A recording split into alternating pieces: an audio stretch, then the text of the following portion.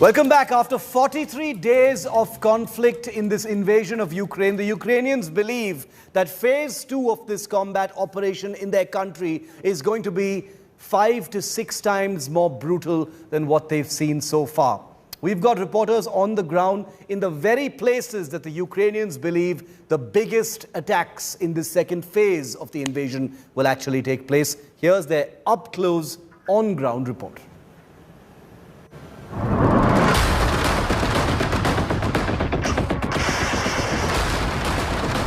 It is the next stage of Russian offensive, and it promises to be deadlier, bloodier and more brutal.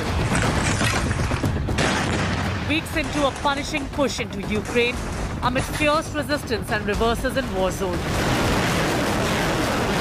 Putin's invasion army is now planning a mega change of battle tactics.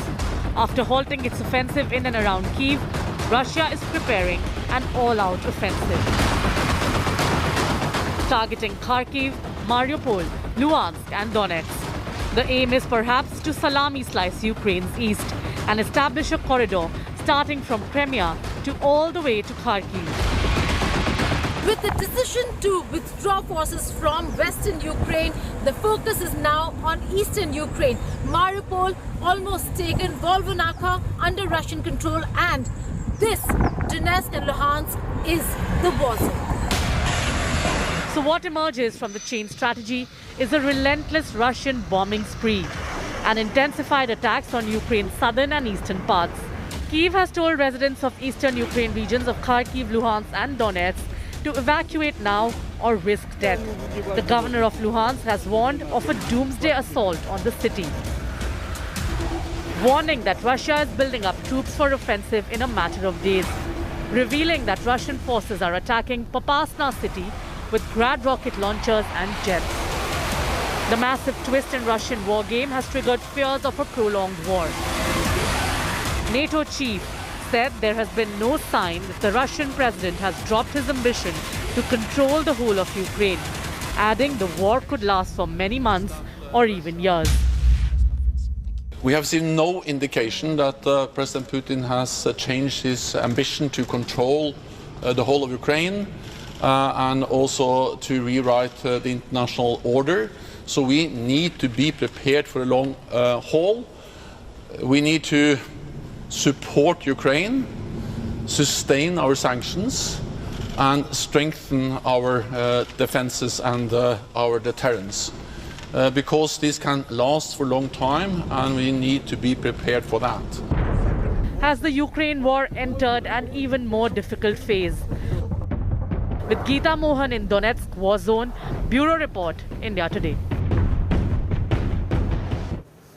As Ukraine continues to reel under back-to-back attacks by Russians in the south and the east, claims and counterclaims over war crimes have been flying thick and fast. Both countries accuse each other of mounting war crimes. The latest is Russia accusing Ukraine of committing war crimes in Mariupol. Ukraine's port city Mariupol is facing a catastrophe. Repeated attacks leaving it devastated. Ukraine claims Russia bombarded a children's hospital that charred over 50 people. Since the beginning of the war, over 5,000 people were killed in Mariupol, including 210 children, as per the city's mayor. They are already launching a false campaign to hide their own guilt in the mass killings of civilians in Mariupol. They will do dozens of staged interviews, re-edited recordings, and will kill people specifically to make it look like they were killed by someone else. But for each Ukrainian claim, there's a Russian counter. Many residents rescued by Russian troops claim serious war crimes by the Ukrainian army.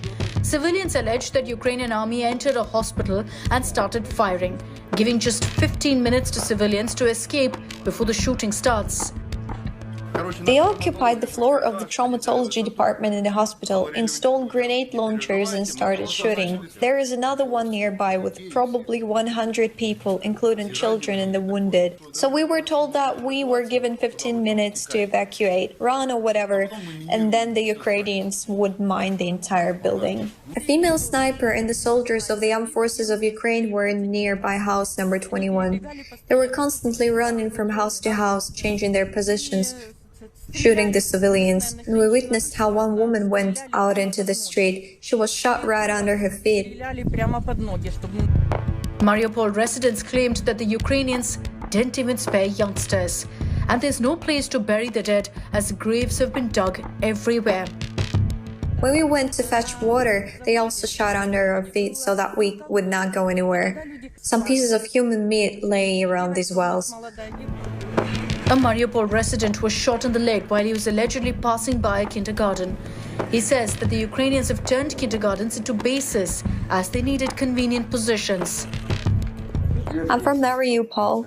I have a fractured upper leg joint. The shot went right through. I was passing by a kindergarten. There's of people settled here.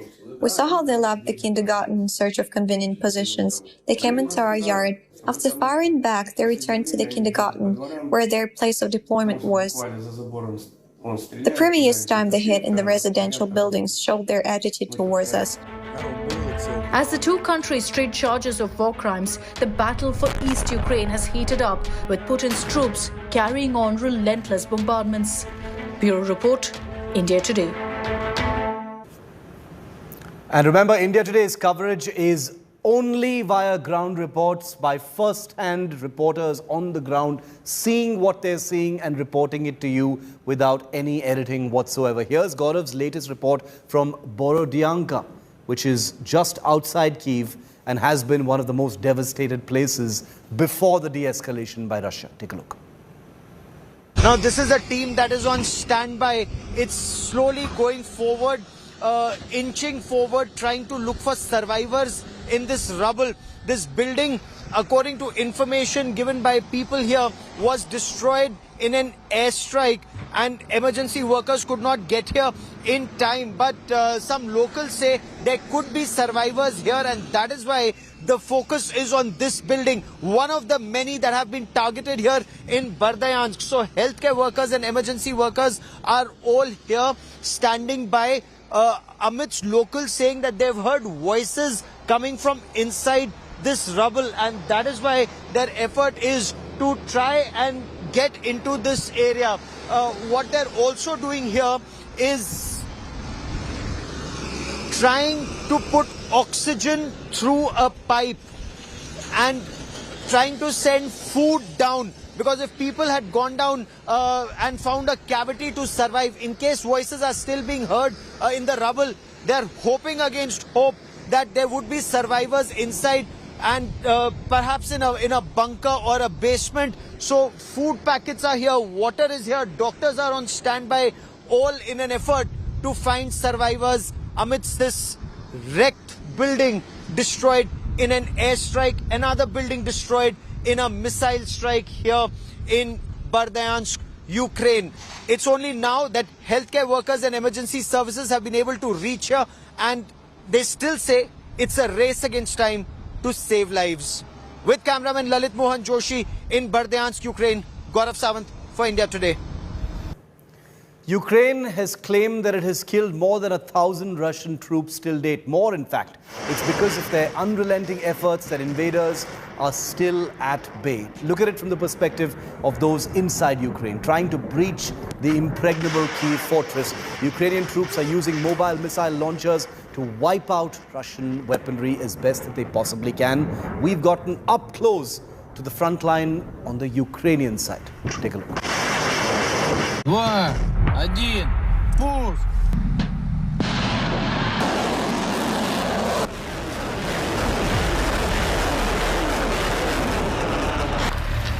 Carnage, brutal atrocities, bloodshed and bodies strewn all over.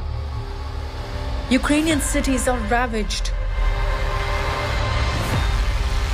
The front lines of the war also paint a picture of a country in an all-out war.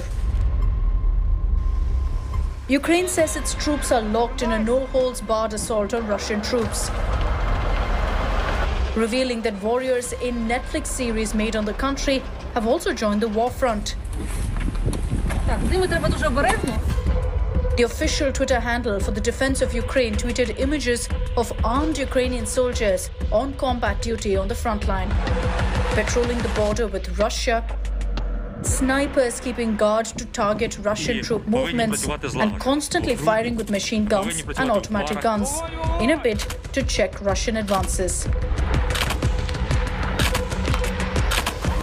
The Ukrainian Defense Ministry tweeted a video of its air and land assaults, including rocket and missile firing targeting the Russian troops. It says it's managed to kill thousands of Russian troops. The images tweeted by Ukrainian troops showed bodies of Russian soldiers killed in the war lined up. Many of the images are extremely gory, showing bloodied remains of Russian soldiers, many still in their uniform. The images also show alleged Russian spies arrested by Ukrainian troops. Ukrainian troops are using mobile missile launchers to wipe out Russian armor. As the war rages on in eastern flanks of Ukraine, there are signs that fierce Ukrainian fightback will make Putin's aim of a strategic salami slicing of Ukraine much more difficult. Bureau Report, India Today. Well, even as the Ukraine-Russia war enters its 7th week, Ukrainian troops have refused to bow down, emerging defiant to give a tough fight back to the relentless Russian attacks. In a bid to strengthen Ukrainian weaponry, the US Defense Department is all set to send the highly advanced Switchblade drones, as you know, as part of a $300 million weapons aid package to Ukraine. Well, with these suicide drones being added to its arsenal, Ukraine now stands to fight an equal war, or at least a slightly more equal war, with Russia. And here's the thing. It's not just the Switchblade drones, it's the Switchblade 600, advanced autonomous drones designed to kill tanks. Take a look.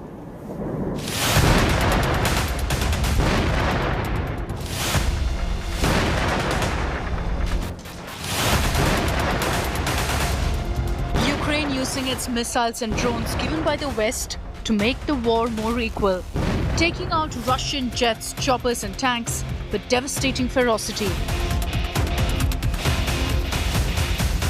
Ukraine's fabled Bayraktar drones have been immensely helpful for embattled Kyiv, proving to be the Brahmastra in its arsenal.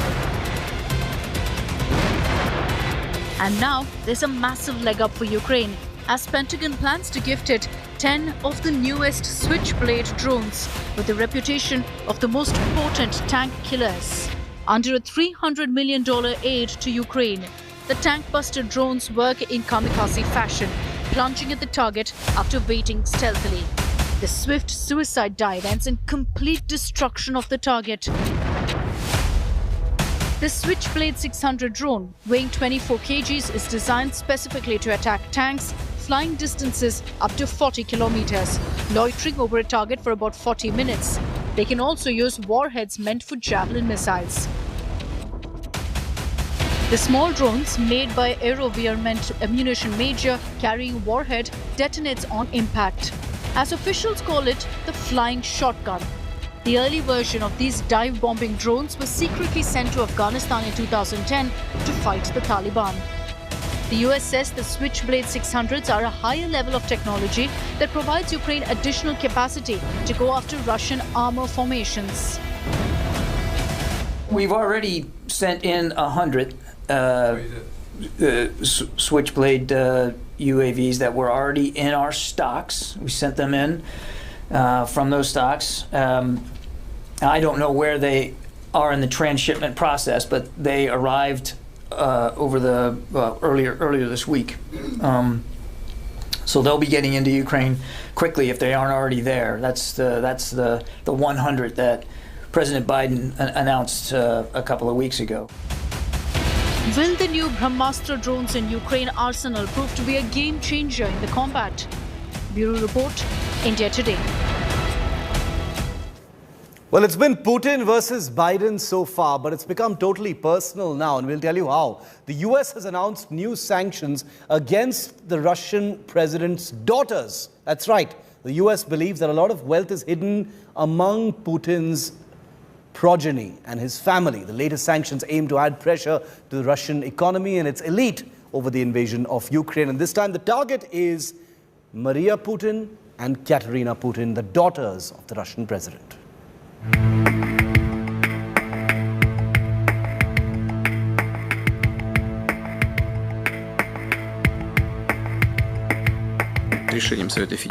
The US is now hitting Putin where it hurts most. An economic squeeze on his family through sanctions on his daughters, Maria and Katerina, is the latest American move to punish the Russian president.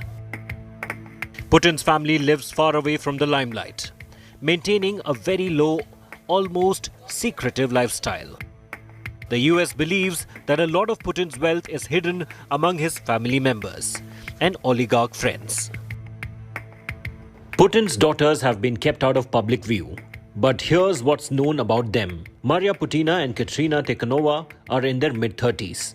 Both are Putin's daughters from his first wife, Lyudmila Shrebneva. Maria is the Russian president's older daughter. She is the co-owner of Nomenko, a company involved in Russia's largest private investment healthcare project, and is reported to be a specialist in rare diseases in children. She married a Dutch businessman, but it is unknown if they are still together. Putin's second daughter Katerina was once an acrobatic dancer and competed in rock and roll acrobatic dance contests for years.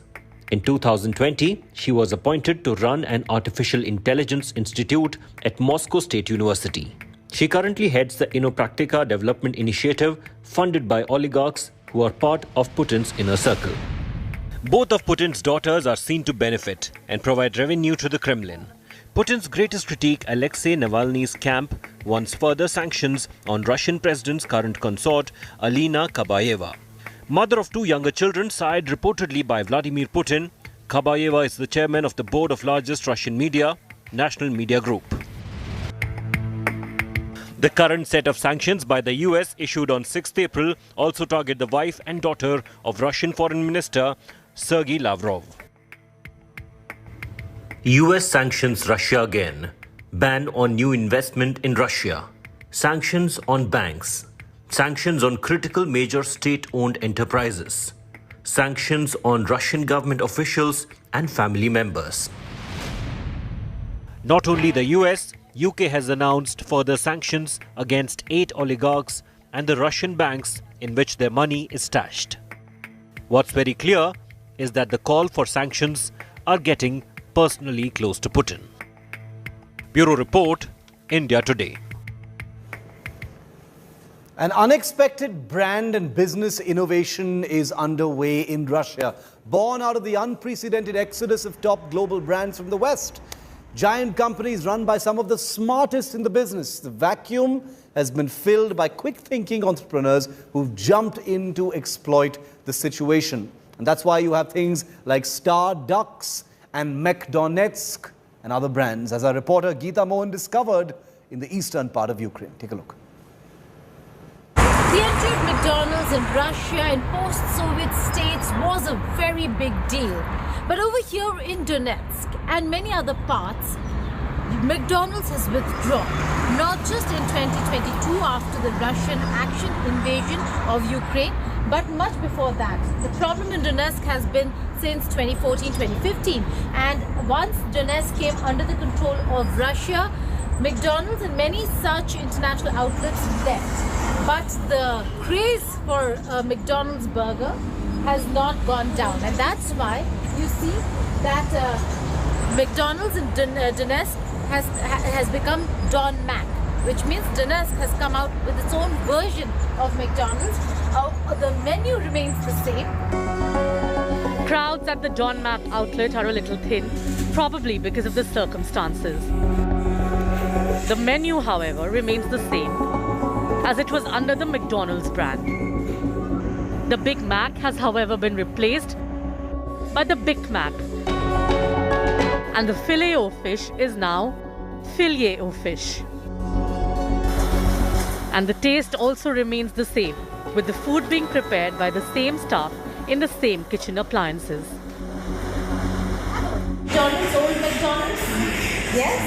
Same taste? Same taste, like old McDonald's. With big Western brands like McDonald's, IKEA, Starbucks and others bowing to sanctions against Russia and exiting the country, copycat versions are filling the void. Don Mac is just one of the brands rushing in. Another McDonald's copycat is Uncle Vanya, rotating the famous golden arches to form the alphabet B. Starbucks has been replaced with Star Ducks. The textile and the greens remain the same. Kentucky Fried Chicken, or KFC, is now Crimean Fried Chicken, or CFC. Its finger-licking good motto replaced by I'm good here. Many such outlets now renaming themselves because they've left the Donetsk region, and they left the Donetsk region long ago. It is not now. It is not recent. It is not current.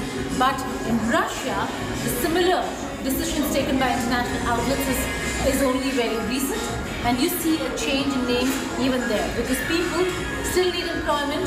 They still need a McDonald's. Geeta, Mohan for India Today. That's it on News Track. Thanks so much for watching. We'll see you at the same time tomorrow. Remember, we're also counting down to the Supreme Court verdict on Imran Khan's fate. That and much more comes up with Rajdeep on News Today on the other side. Stay with us.